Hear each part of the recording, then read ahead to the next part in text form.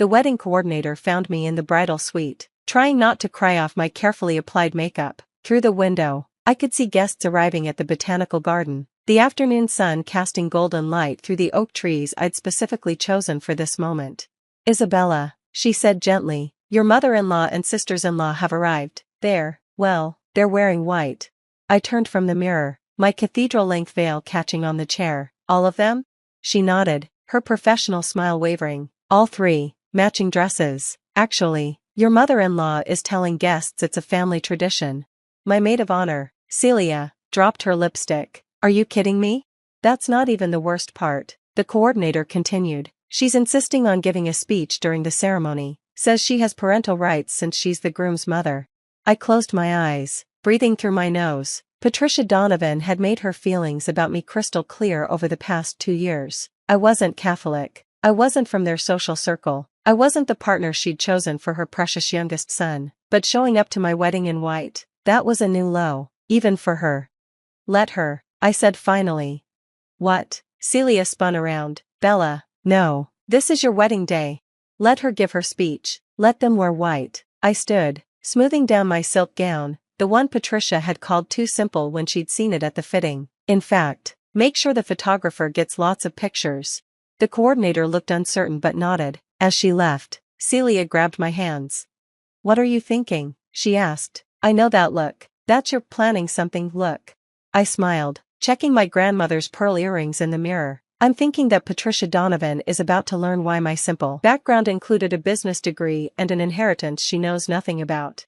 The ceremony was beautiful. Despite the 3 women in white sitting in the front row like a panel of judges, my husband Marcus looked stunned when he saw them, shooting me an apologetic look that I answered with a reassuring smile. His brothers, Thomas and James, at least had the decency to look embarrassed by their mother's behavior. When it came time for Patricia's speech, she stood with all the grandeur of a queen addressing her subjects. The photographer, following my earlier instructions, captured every moment.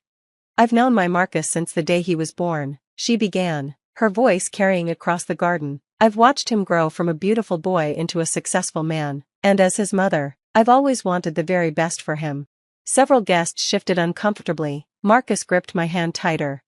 "Marriage," Patricia continued, "is about compatibility, about shared values, shared backgrounds, shared expectations." She looked directly at me. "Sometimes we fall in love with the idea of someone different, someone exotic or exciting, but real love, lasting love, comes from understanding, from knowing where you belong."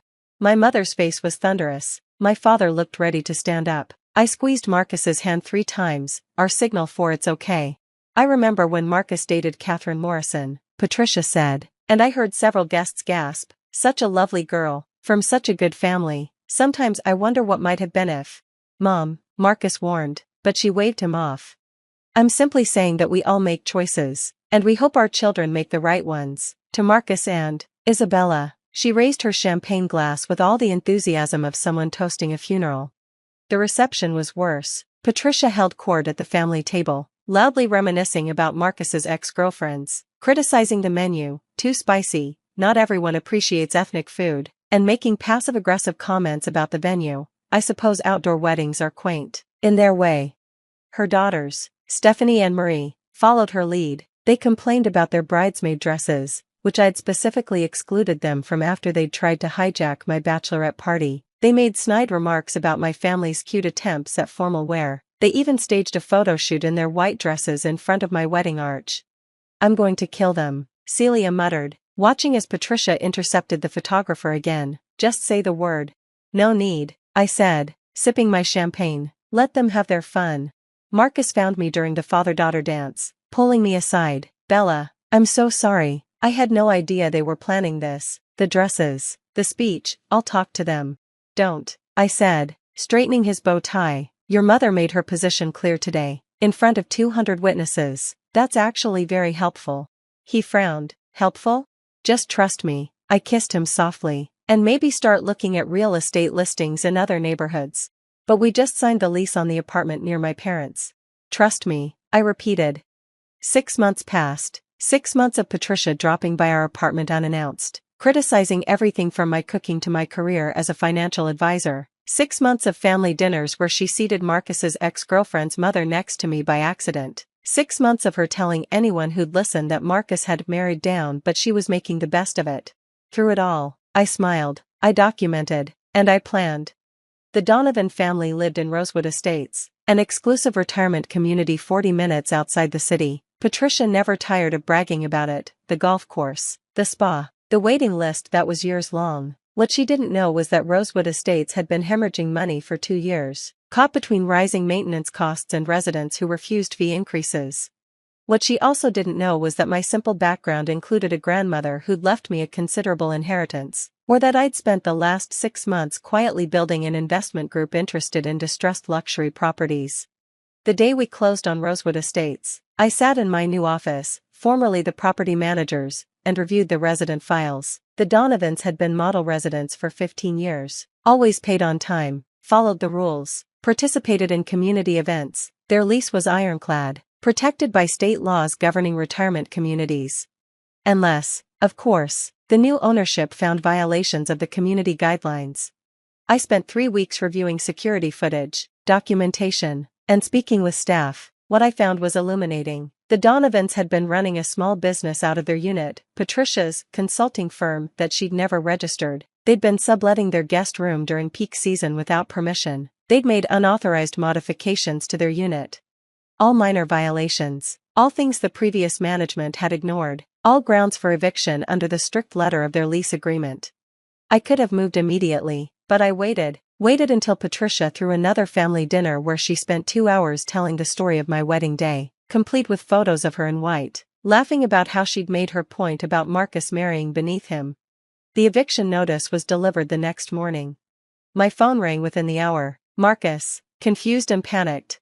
Bella, my parents just called. They got some crazy letter saying they have 60 days to vacate. It has to be a mistake.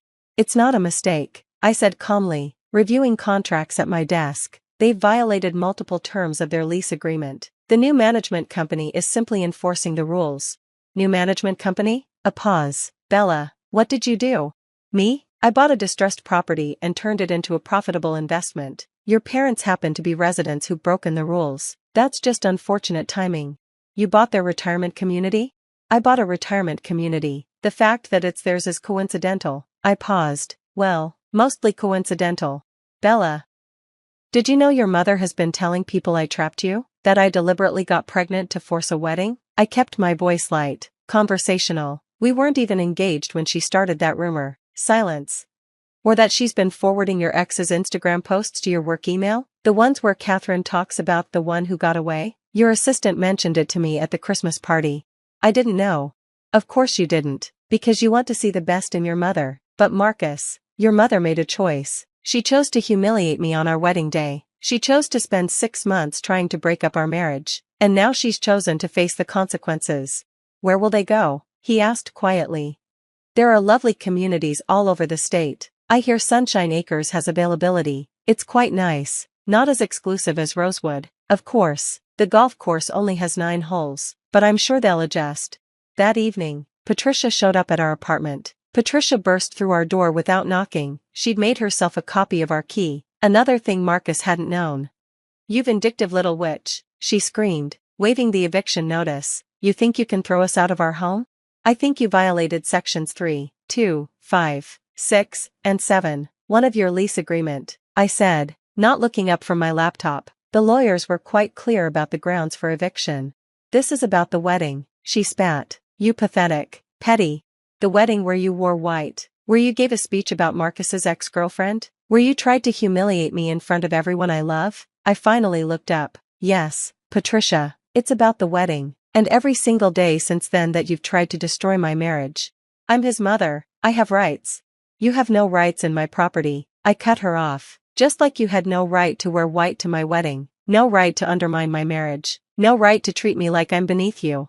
Marcus, she turned to her son, who'd been silent in the doorway. Are you going to let her do this to your family? Marcus looked at her for a long moment. Then he walked over and stood beside me. Mom, show me your dress from the wedding. What? Your white dress, the one you wore to my wedding. Show me the pictures. Patricia's face flushed. That's not. Show me the speech you gave, the one about Catherine. About how I should have married someone from a good family. His voice was steady, calm. Show me the emails you've been sending, the ones where you call my wife a gold digger. I was protecting you. From what? From the woman who makes me laugh every day? Who supports my dreams? Who's building a future with me? He shook his head. The only thing you were protecting was your own ego. She's turned you against me, Patricia whispered. No, Mom, you did that yourself. He took the eviction notice from her hand. 60 days. I suggest you start packing.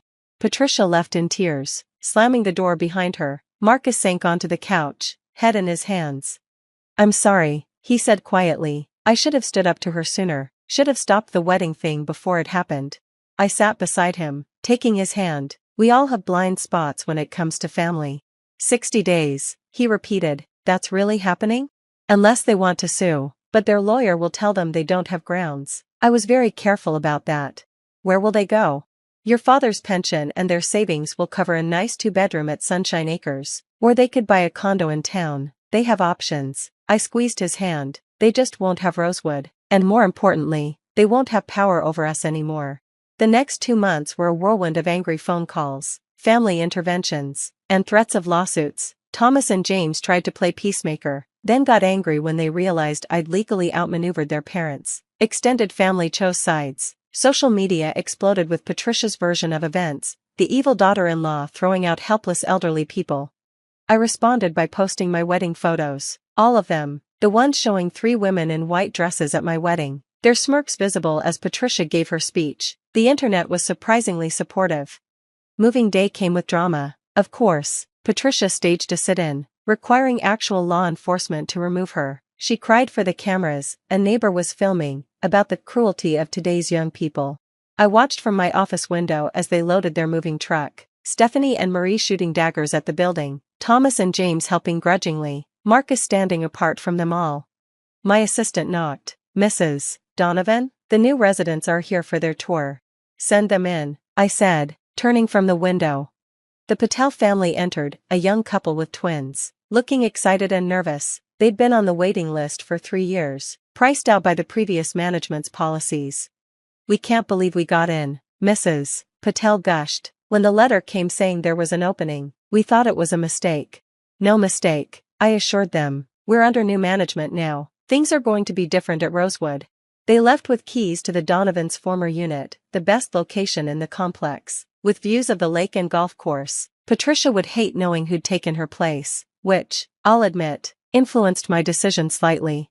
That night, Marcus and I had dinner in our apartment, quietly, peacefully, without fear of unexpected visits or critical commentary. Do you regret it? I asked, watching him push pasta around his plate. Honestly, no. He looked up. I'm sad it came to this, but I'm not sad they're gone. Is that terrible? It's honest, I said, and it's okay to grieve the relationship you wanted while acknowledging the relationship you had. Very therapist-like. He smiled slightly. Have you been reading self-help books again? Maybe. I reached across the table for his hand. Are we okay? We're more than okay. He squeezed back. For the first time in our marriage, we actually get to be just us. No interference, no judgment, no surprise visits. No more white dresses at our events, I added. He laughed. Finally, God, the dresses. I still can't believe they did that. Believe it, I have photos. The internet certainly has photos. Did you see the memes? My favorite was the one comparing them to the 3 ghosts of Christmas. We laughed together, the tension finally breaking. Outside, the city lights twinkled, and somewhere across town, Patricia was probably settling into her new, smaller home, telling anyone who'd listen about her ungrateful daughter-in-law. But I didn't care anymore. She'd shown me who she was on my wedding day, in front of everyone who mattered. She'd tried to mark her territory by wearing white to my wedding, never realizing I was the kind of woman who bought the whole territory instead. The retirement home flourished under new management. We implemented sliding scale fees, improved services, and created a community that actually felt like home. The waitlist grew longer, but for the right reasons this time. Marcus's relationship with his family slowly healed, though it was never the same. Boundaries were established and mostly respected. Patricia learned to keep her opinions to herself, especially after Thomas pointed out that I now owned several other properties they might need someday.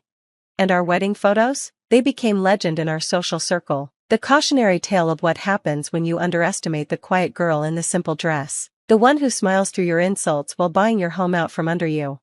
Patricia had worn white to my wedding to make a statement. She just never realized I was taking notes. And in the business world, good notes are worth their weight in retirement community real estate.